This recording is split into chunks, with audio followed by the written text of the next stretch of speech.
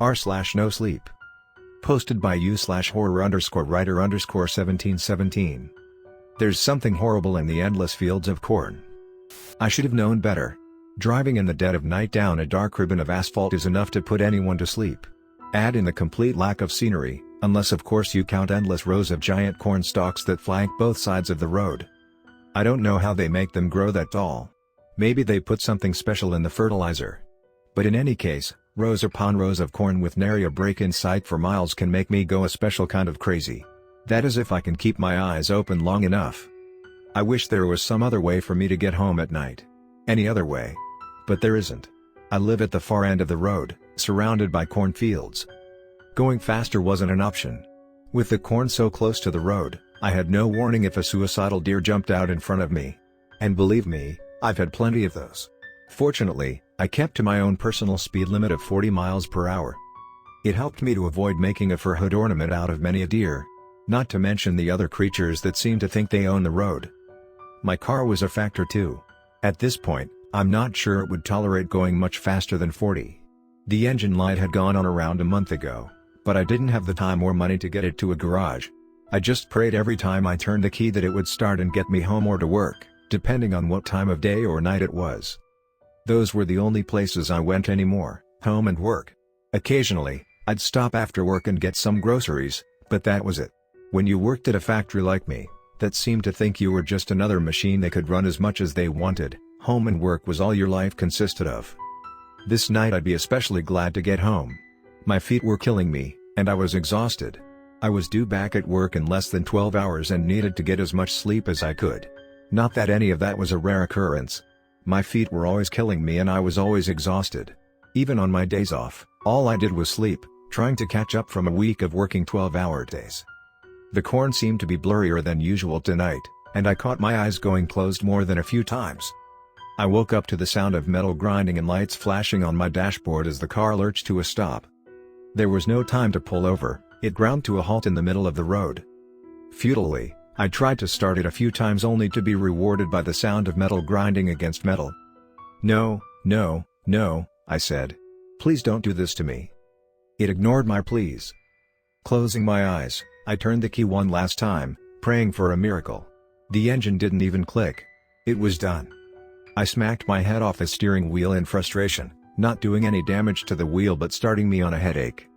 The headlights were still lit, but just beyond their dying dirty yellow glow the overwhelming darkness closed in.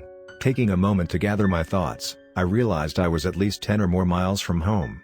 My feet were still hurting from work, and even resting them as I sat in the car wasn't comfortable. I didn't relish the idea of walking, let alone for miles. It was a little after 3 in the morning. Even if I was able to afford AAA, no one was going to drive out here at this time of night.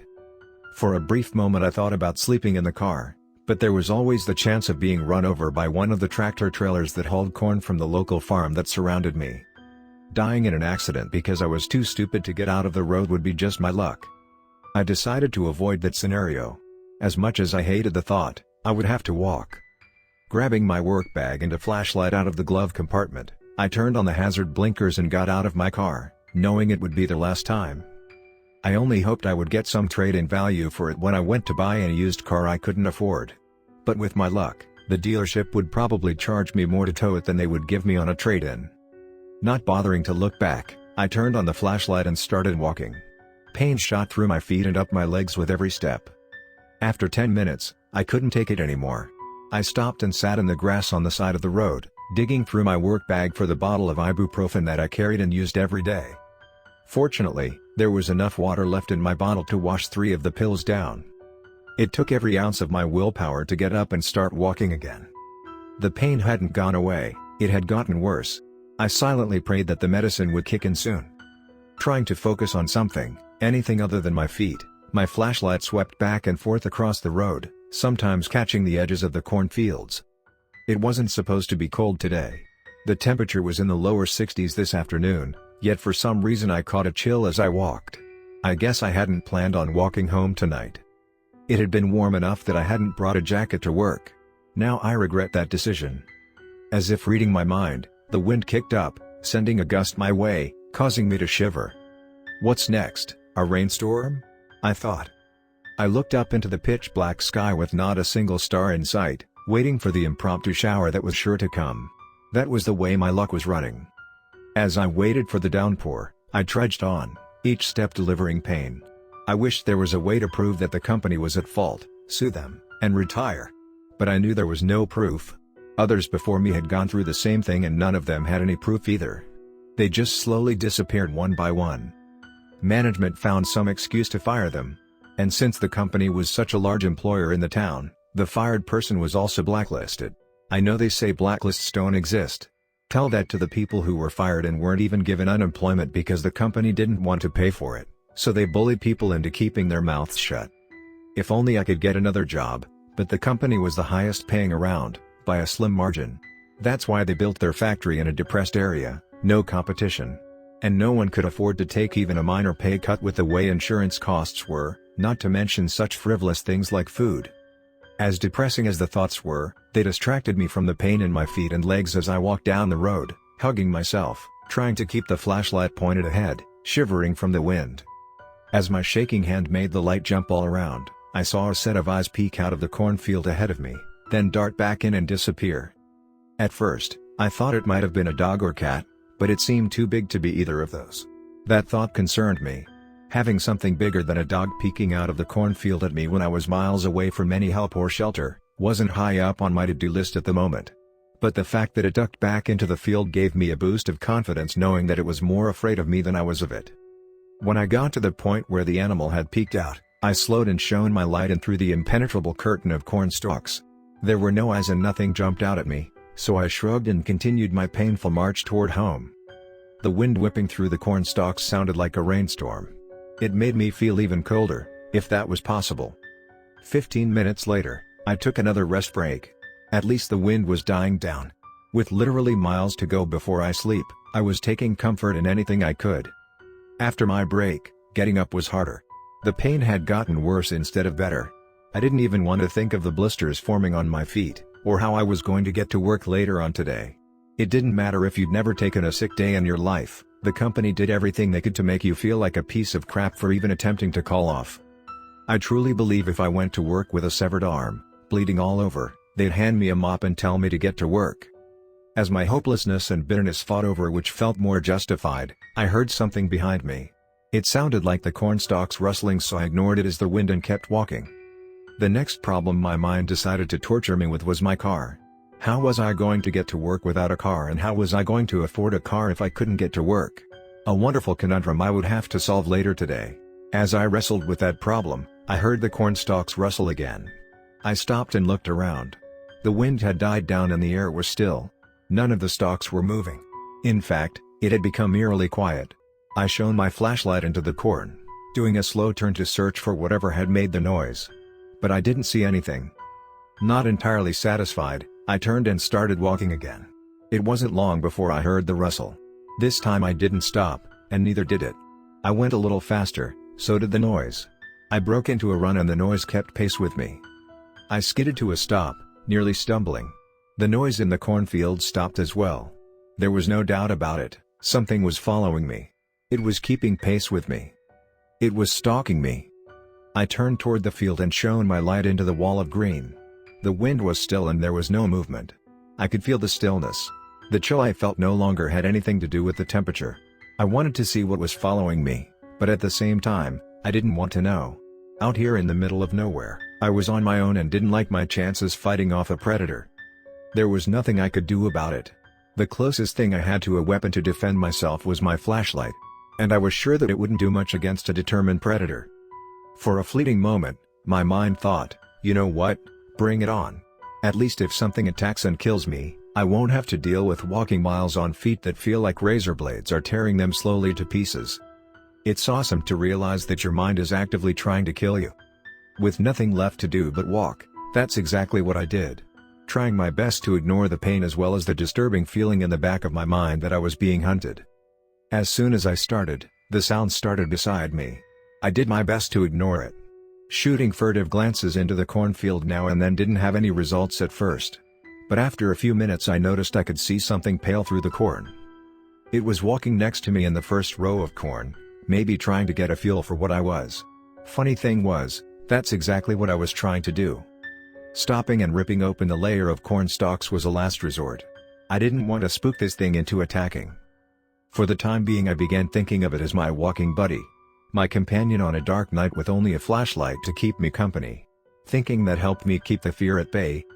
I had no sooner thought it until a light appeared on the road in the distance.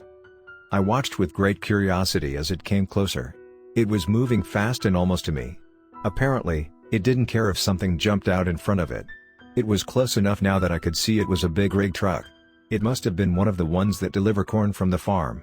I waved my arms in hopes of flagging it down and perhaps grabbing a ride home. The problem was it was going in the opposite direction and there weren't many places on this road where a big rig could turn around. Even if it would. Waving my arms, I still stayed on the side of the road. If the driver didn't see me or worse didn't care, I didn't want to be found in the middle of the road days later as nothing more than an unidentifiable bloody lump of goo sitting in the middle of the road for crows to peck at. The truck was almost here. My arms waved furiously, but it didn't seem to be slowing down. Either the driver was having a hard time staying awake, as I often did on this road, or he was just ignoring me. It was so near, the headlights blinded me and I had to hold my hand over my eyes. Just then, I felt something push the middle of my back so hard I lost my balance and fell in the middle of the road with the truck bearing down on me. My mind went into panic mode, and I scurried like a crab toward the side of the road, the truck's tires missing me by mere inches. As I rolled into the grass on the far side of the road, the wind from the passing truck washed over me so strong, if I'd been standing it could have knocked me down. I watched in shock as the truck continued on. Its brake lights didn't even flash for a moment. Hopelessness and rage fought for control as I watched the lights disappear into the distance. It didn't even dawn on me how I had ended up in the middle of the road until I stopped to think about it. Someone or something had pushed me. Someone or something wanted me dead. I shone my light over in the corn and stared at the other side of the road. Something in the corn stared back. All I could see was a pair of glowing eyes. They were somewhere between white and yellow. I seem to remember reading somewhere that a predator's eyes would shine white or yellow when reflecting light. This, plus the fact that this thing had just tried to commit truckicide, made me think the chances of me getting home tonight in one piece were next to zero. It must have sensed my fear and felt emboldened by it, because it stepped out of the corn toward me. It took my mind a moment to sink in what I was even seeing. It was hideous, with large protruding eyes, pale skin, and many more arms or legs than any animal was supposed to have. At least any natural animal. The extra arms dangled just behind its neck, but they looked oddly human with the exception of thorns growing out of them and razor-sharp claws. It looked like something out of a horror movie. As if someone had been playing around in the gene pool and the lifeguards blew the whistle on them. It was bigger than a dog, but had no fur, like it had been skinned. The thing that sealed the deal was its enormous sharp teeth that it showed when it hissed at me and started across the road. I didn't hesitate, I turned and ran into the field on my side of the road. When I was younger, my friends and I used to play hide and seek in the cornfields, and one of the first things I learned was, never run in a straight line. I zigzagged and doubled back as the terror in my mind gave my feet the will and strength to escape. At least the moon was half full, or was it half empty? Giving me a little light to see my path. And then as suddenly as I'd started I stopped, dropped, and did everything I could to be as quiet and still as possible. It wasn't easy, especially at first when my breaths were coming in ragged gasps and I had to cover my mouth, trying to breathe slowly and quietly when my oxygen-starved lungs were screaming for more air as quickly as possible. One of the lessons I'd learned early on in my hide-and-seek career was when you dropped, make sure you're in a comfortable position. I'd forgotten that lesson tonight, maybe out of sheer terror. When I dropped, instead of sitting, I was on my knees in the ready position in case I had to run quickly. A wise position to be in if I were to be found right away. However, after 15 minutes of sitting on my knees I'd realized my mistake. I was about to change position when I heard a soft rustling of corn stalks behind me. Every fiber of my being froze, and I stopped breathing. It moved slowly, searching methodically. Even though I knew it was trying to make as little sound as possible, I could hear the soft rustle of corn stalks brushing against it and feel the ground give slightly with every step it took. It was in the row beside me. I knew it was a bad decision, but I looked over at the spaces in between the stalks at its horrifying body. It was bigger than a dog, but the extra arms it didn't walk on were covered with sharp-looking thorns and claws. I didn't dare look up as far as its face and mouth for fear I would start running right then. And then it hit me. If I could see it, then it could possibly see me. Was this thing just toying with me? I'd seen that so many times as a kid.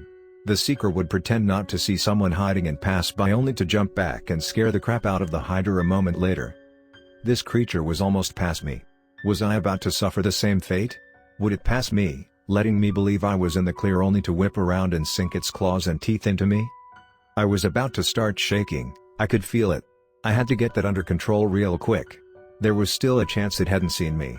That was the hope I clung to. If it knew I was here, there was nothing I could do about it anyway. I wasn't that little kid anymore.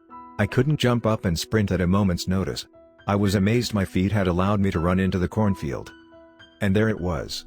I hadn't thought about my feet the entire time I was running in fear. But now that I wasn't, the pain came back stronger than ever. It was all I could do not to gasp from the strength of it. I imagined if this creature was chewing my feet off, it wouldn't have felt much worse. I winced and grimaced but did all I could not to move or make any sound.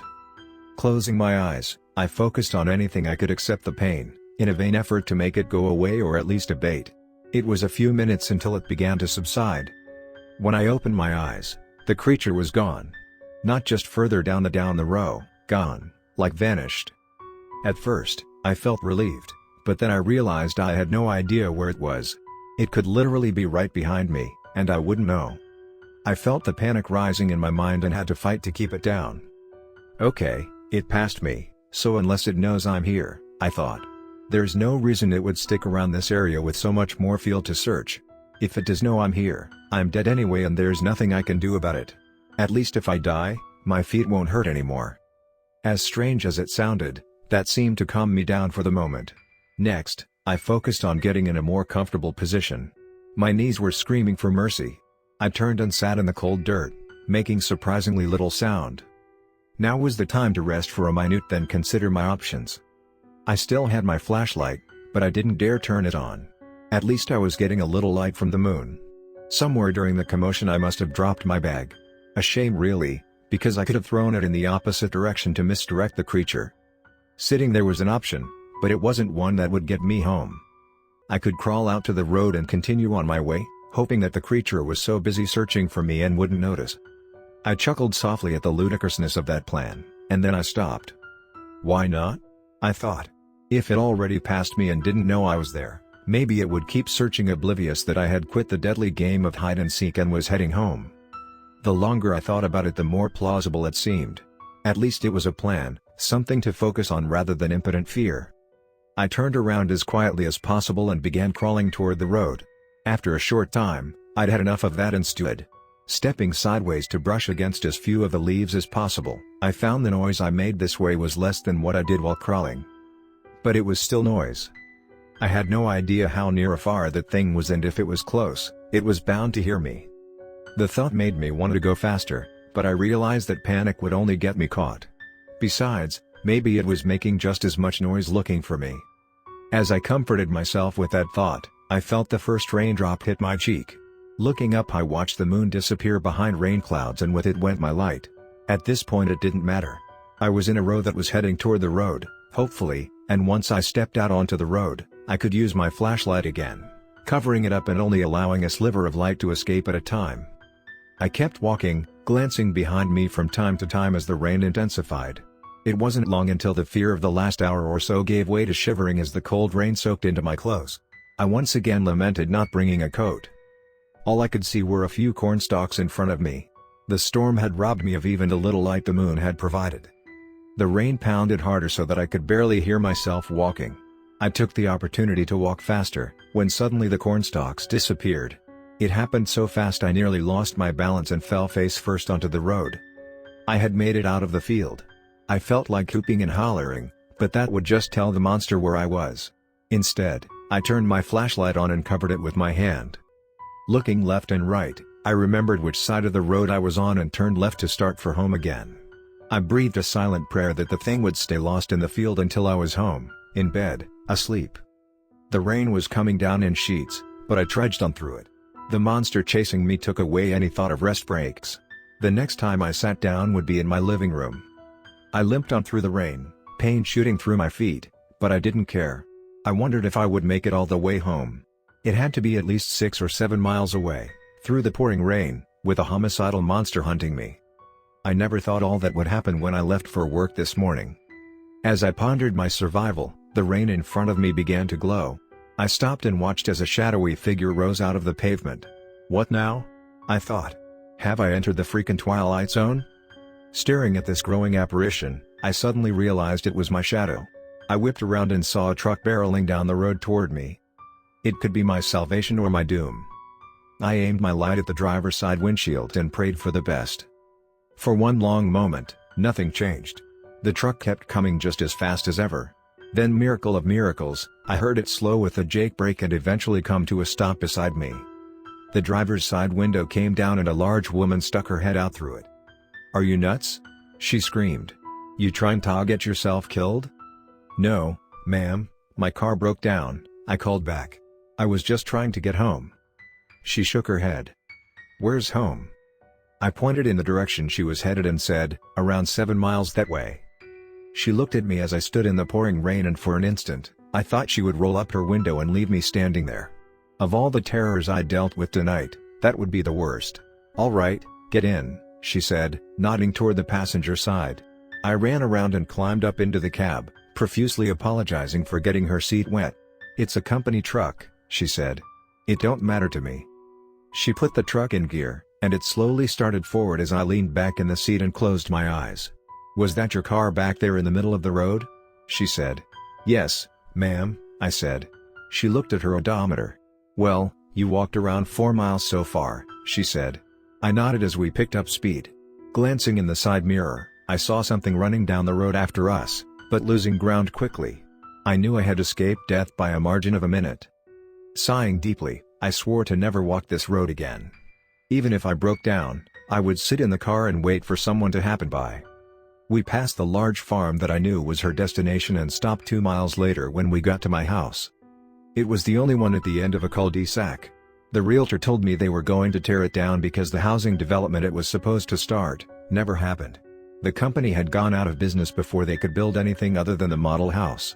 It had sat empty for years, falling into disrepair. Instead of tearing it down, they rented it to me after doing just enough to make it livable. "Is this it?" she said, turning partway through and stopping. "Home sweet home," I said. "Thank you very much. You're a literal lifesaver." She looked at me with a question in her eyes, but I was already climbing out of the cab and closing the door. I ran to the front door, dodging raindrops as I dug out my keys and unlocked it. Closing and locking the door behind me was the best feeling I'd had in a long time. I painfully pulled off my shoes and left them on the mat beside the door, then went to the laundry room and stripped off my wet clothes. Next was a shower before throwing on a pair of pajamas and going to bed. Laying there under my warm blanket in my soft bed made the rest of the day feel like a nightmare. There was still the problem of what I was going to do about a car, and how was I going to get to work, but those would wait until I got a good night's sleep. The last thing I thought about was that monster and how I'd cheated death. I wondered how many of those things were roaming around, what it was, and how many people had disappeared like I nearly had.